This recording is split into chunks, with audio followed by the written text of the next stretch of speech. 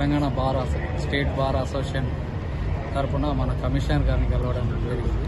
ముఖ్యంగా ఎందుకంటే ఈ ఎన్నికల కోడ్ వచ్చిందని మాకు ఇక ఎన్నికల కోడ్ వచ్చిందని చెప్పి సరైన స్టాక్ ఇవ్వట్లేదు. కనీసం మేమేమో డంపింగ్ బార్లకి ఏంటంటే కూర్చొని తాగేది. స్టాక్ సరైనది బీరు షార్టేజ్ ఉంది. అది కాకుండా కూడా స్టాక్ ఇవ్వాలి, అది సరైన స్టాక్ ఇస్తలేరని చెప్పి అదొక రిప్రజెంటేషన్ కమిషన్ కలవడానికి వచ్చినాం.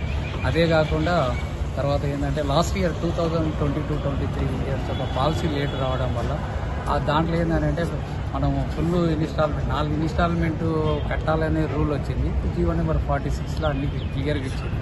అది కాకుండా ఏంటంటే ఇప్పుడు మళ్ళీ ఆడిటింగ్ వాళ్ళు వచ్చారు, ఆ ఇయర్ బ్యాంక్ గ్యారంటీ ఇవ్వలేదని దానికి ₹1,00,000 పెనాల్టీ కట్టాలని చెప్పేసి అని సర్క్యులర్ ఇష్యూ చేసినందుకు. ఎందుకంటే లాస్ట్ ఇయర్ గవర్నమెంట్ పాలసీ మనకు సెప్టెంబర్లో వచ్చేది, మార్చిలో వచ్చింది గత ప్రభుత్వం ఉన్నప్పుడు. అది కాకుండా దానికి అన్ని ఇంప్లిమెంట్ చేసిర్రు. మరి అన్నప్పుడు మేము 9 నెలల లోపల లైసెన్స్ ఫీజు కట్టేది 6 నెలల లోపలనే లైసెన్స్ ఫీజు చెల్లించినాము. అది బ్యాంక్ గ్యారంటీ అవసరం లేదు. అది మరి గవర్నమెంట్ ఆడిటింగ్ వాళ్ళకు మరి డిపార్ట్మెంటా ప్రభుత్వం వాళ్ళు నిర్ణయించుకొని వాళ్ళు ఆలోచించాలి తప్ప మేము మమ్మల్ని కట్టమంటే ఇప్పటికే నష్టాలు ఉన్నాం. గత 10 సంవత్సరాల నుండి ఎన్నో ప్రాబ్లంలో ఆక్సిజన్తోనే కరోనా వచ్చి ఉన్నాం. ఇప్పుడు కూడా మళ్ళీ ₹1,00,000 గత జరిగిపోయిన దానికి మళ్ళీ ₹1,00,000 కట్టాలని మాకు నోటీసులు వచ్చినందుకు అది ఒకటి వచ్చి అది రిప్రజెంటేషన్ ఇవ్వడానికి వచ్చినాం. ఇంకో పాయింట్ ఏంటంటే గత ప్రభుత్వాల నుండి చెప్తున్నాం, మాకు బార్లు రూల్ అనేది ఒకటి ఉంది. పర్మిట్ రూమ్లో వైన్ షాప్ పర్మిట్ రూమ్లో 100 స్క్వేర్ మీటర్ ఉంది, దాన్ని ఇంప్లిమెంట్ చేయండి. ఆల్రెడీ జీవోనే ఉంది, దానికి జీవో నెంబర్ 25-26 అది దానికి ఇంప్లిమెంట్ ఉంది. తినుబండారాలు లేకుండా స్టాండింగ్, మరి స్టాండింగ్ పెట్టేది ఎకరాల కొద్ది లేదా 100 స్క్వేర్ మీటర్లు ఉంటే ఈరోజు విచ్చలవిడిగా పెట్టడం వల్ల మా బార్లకు కూడా నష్టపోతున్నాం. కానీ ఆ రూల్ ఇంప్లిమెంట్ చేస్తే బార్ వాళ్ళు ఇక్కడ వైన్ షాపుల వాళ్ళు అన్యాయం కాదు, బార్ వాళ్ళకు వైన్ షాపులకు న్యాయం జరుగుతుందని రిప్రజెంటేషన్ అనేది జరిగింది.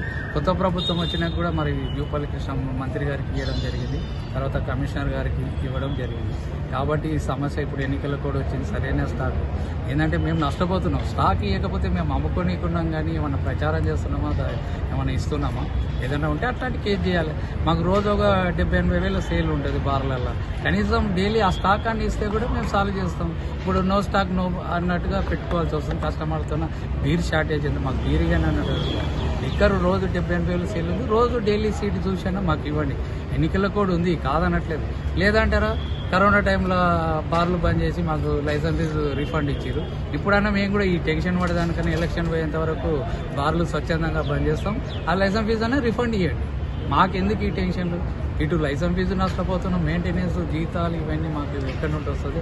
ఒక్కసారి మా గురించి ఆలోచించి త్వరలో చర్య తీసుకోవాలని మేము మీడియా ద్వారా మరి ఎక్సైజ్ మినిస్టర్ గారికి, అదే మన ఎక్సైజ్ కమిషనర్ గారికి మరి అందరు కూడా మీ ద్వారా తొందర అయింది. అదే కాకుండా పోలీసు వాళ్ళు కూడా వైన్ షాపుల ముందర అక్కడిక్కడ వచ్చేసి క్యాష్ బయటికి వెళ్ళగానే పట్టుకోవడం, దాన్ని తీసుకుపోయి సీజ్ చేయడం ఇవన్నీ జరుగుతుంది. అది కూడా చూడాలి. ఇప్పుడు బిజినెస్ మా దగ్గర రోజు 4-5 లక్షల క్యాష్ ఉంటుంది, ఎట్లా పట్టుకోపోతాం ఇంటికి? దాన్ని కూడా పక్కకు రాగానే పట్టుకోవడం, అది కూడా పోలీస్ డిపార్ట్మెంట్ ద్వారా కూడా మేము ఇది చేస్తున్నాం. కొద్దిగా ఆలోచించండి. మేము నష్టాలను మేము దొంగలుగా వ్యాపారం చేస్తున్నాం గవర్నమెంట్ కాబట్టి చూసి ఇలాంటి చర్యలు తీసుకుంటే బాగుంటుందని తెలియజేస్తాం.